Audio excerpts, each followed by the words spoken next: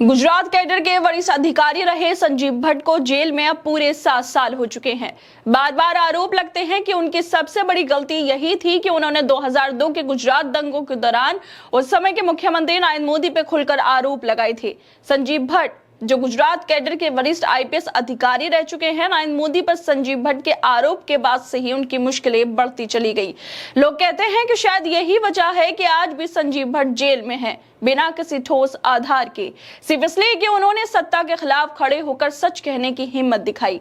उन पर तरह तरह के केस लगाए गए, बार बार पुरानी फाइलें निकाली गई और आखिरकार उन्हें जेल में डाल दिया गया। और वहीं दूसरी तरफ उमर खालिद जो 5 सालों से जेल में हैं, उनको बेल नहीं मिल रही। उमर खालिद को दिल्ली दंगों की साजिश में 2020 से जेल में रखा गया, यानी 5 साल हो चुके हैं, लेकिन ना ट्रायल पूरा हुआ ना बेल मिली।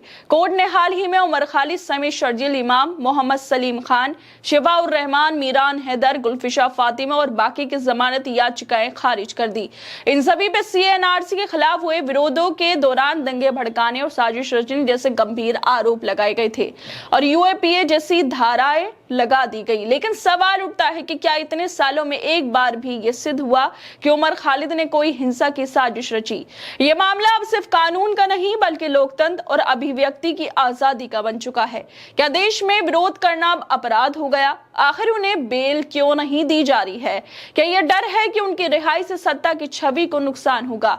जिस तरह संजीव भट्ट को सच बोलने की सजा मिली, उसी तरह उमर खालिद को भी सत्ता के खिलाफ खड़े होने का खामियाजा भुगतना पड़ रहा है।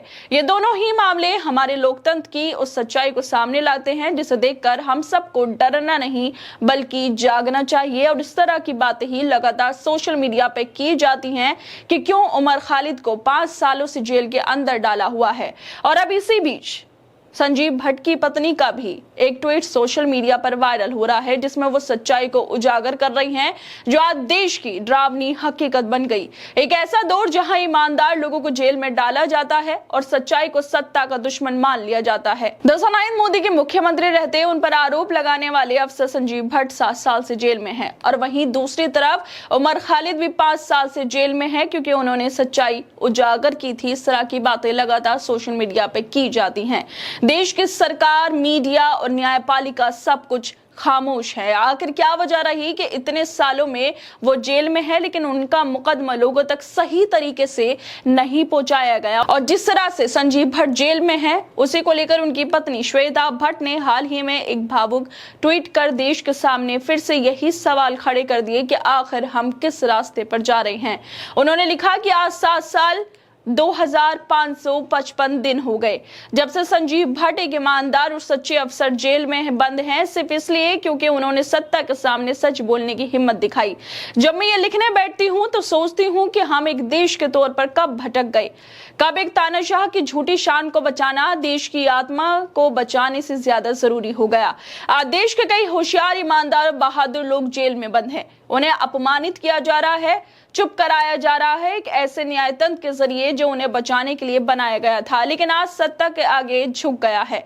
तो हमें खुद से पूछना होगा, हमने कहां गलती की? और सबसे डरावना सवाल यह है कि क्या अब बहुत देर हो चुकी है? सोचिए कि ऐसा इंसान जिसने कभी किसी से डरना नहीं सीखा, जो हर मुश्किल में डटा रहा, जो संविधान के प्रति अपनी जिम्मेदारी निभाता रहा, सिर्फ इसलिए जेल में डाल दिया गया क्योंकि उसने सत्ता की आंखों में आंखें डाल के सच बोल दिया, जैसे ही संजीव भट्ट की पत्नी ने अपने ट्वीट में कहा है। और वही दूसरी तरफ इस देश में बलात्कार के आरोपी, दंगों के गुनहगार, लिंचिंग करने वाले खुलेआम घूम रहे हैं। भ्रष्टाचार करने वाले किसी खास पार्टी में शामिल हो जाते हैं, राजनीतिक मंचों पर भाषण दे रहे हैं, चुनाव लड़ रहे हैं। तो क्या सच्चाई बोलना ही इस देश में सबसे बड़ा अपराध बन गया? श्वेता भट्ट ट्वीट में आगे कहती हैं कि ऐसा सिस्टम के सामने जो इंसान को तोड़ने के लिए बना है, अकेले खड़ा रहना बहुत बड़ी हिम्मत और ताकत की बात होती है। 60 साल ये लोग अकेले लड़ते हैं, अपमान सहते हैं, तकलीफें झेलते हैं, लेकिन कभी झुकते नहीं। देश इन लोगों का कर्जदार है, लेकिन हम उनकी मदद करने की बजाय उन्हें अकेला छोड़ देते हैं। आज संजीव की गैर कानूनी गिरफ्तारी को 7 साल हो गए। एक ऐसा इंसान की जिंदगी के 7 साल जो सिर्फ सच बोलने का जुर्म करता है। इन 7 सालों में उसे तोड़ने की हर कोशिश की गई, लेकिन उसकी हिम्मत को झुका नहीं पाए। वहीं बलात्कारी, हत्यारे और लिंचिंग करने वाले लोग खुलेआम घूम रहे हैं, लेकिन एक सच्चा अफसर जेल में है। उसकी सच्चाई ही उसका जुर्म बन गई है। 7 साल से संजीव भट्ट जेल में है। उनके बच्चे, उनकी पत्नी एक एक दिन इस उम्मीद में काट रहे हैं कि शायद आज कुछ अच्छा होगा, लेकिन हर बार वही खामोशी। और इसी के साथ श्वेता आगे कहती हैं कि हर दिन महीने बदलते गए, महीने सालों में, और इंसाफ का मजाक जारी रहा।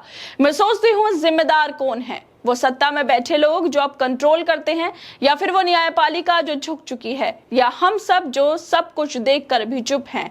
हम अपने स्तर पर लड़ते रहेंगे, लेकिन सवाल ये है आप कब आवाज उठाएंगे, कब कहेंगे अब बहुत हो गया? ये सरकार डर पर चलती है, ये लालच, डर और चुप्पी से ताकतवर बनती है। लेकिन क्या हमें चुप रहना चाहिए? क्या हम दुनिया को वो दिखाएंगे कि हम डरपोक हैं, खामोश तमाशबीन हैं? अब वक्त है कि हम ये साबित करें कि हम ऐसे नहीं हैं। अब समय आ गया है कि हम अपनी आवाज बुलंद करें उन लोगों के लिए जो सब कुछ खोकर भी सर ऊंचा रखकर खड़े हैं। यह सत्ता चाहती है कि हम ऐसे लोगों को भूल जाएं, लेकिन हम नहीं भूल सकते। क्या सच का साथ देना आज के दौर में सबसे बड़ा जुर्म बन गया? क्या सत्ता के खिलाफ बोलना अब सीधा जेल जाने का रास्ता बन गया? कई ईमानदार अफसर की सच्चाई ही उसका अपराध मानी जाती है। और श्वेता इसके साथ ट्वीट में कहती हैं कि 7 साल से संजीव भट्ट अकेले लड़ रहे हैं, चुपचाप, मजबूती से, एक बहुत ताकतवर सिस्टम के खिलाफ। उन्होंने वो सब कुछ सहा है जो शायद हम में से कोई भी ना सह सके, लेकिन फिर भी वो डटे हुए हैं। अगर कभी सच के साथ खड़े होने का वक्त था तो वो वक्त अब है। अगर कभी देश की आत्मा को फिर से जगाने की जरूरत थी तो वो समय अब है। अगर कभी साबित करना था कि भारत में अब भी बहादुर लोग हैं तो तानाशाही के सामने नहीं झुकते, तो वो मौका अब है। अब वक्त है कि हम संजीव भट्ट को बताएं कि वो अकेले नहीं। अब वक्त है कि हम इंसाफ के लिए आवाज उठाएं। अब बहुत हो गया, अब इंसाफ चाहिए। एक तरफ संजीव भट्ट की पत्नी श्वेता भट्ट का दर्द है, जो हर दिन अपने पति के लिए इंसाफ की उम्मीद लेकर उठती हैं, और दूसरी तरफ उमर खालिद जैसे नौजवान जो बिना ट्रायल के 5 साल से जेल में बंद है और बाबत जमानत की याचिकाएं खारिज हो रही हैं। ये वो लोग हैं जिनका जुर्म बस इतना है कि उन्होंने सत्ता से सवाल किए, सच के पक्ष में खड़े हुए, संविधान की बात की। लेकिन वहीं दूसरी तरफ देश में बलात्कार जैसे घिनौने अपराधों के दोषी लोग जब चाहे जेल से बाहर आ सकते हैं। उन्हें बार बार पैरोल मिल जाती है। उन्हें रिहा करने के लिए सिस्टम पूरी तत्परता से काम भी करता है, लेकिन दूसरी तरफ सुनवाई नहीं होती है। हर दोस्तों, आप लोग क्या लगता है इस वीडियो को लेकर? हम अपनी राय जरूर दें। बाकी तमाम खबरों को देखने के लिए जुड़े रहिए हमारे साथ।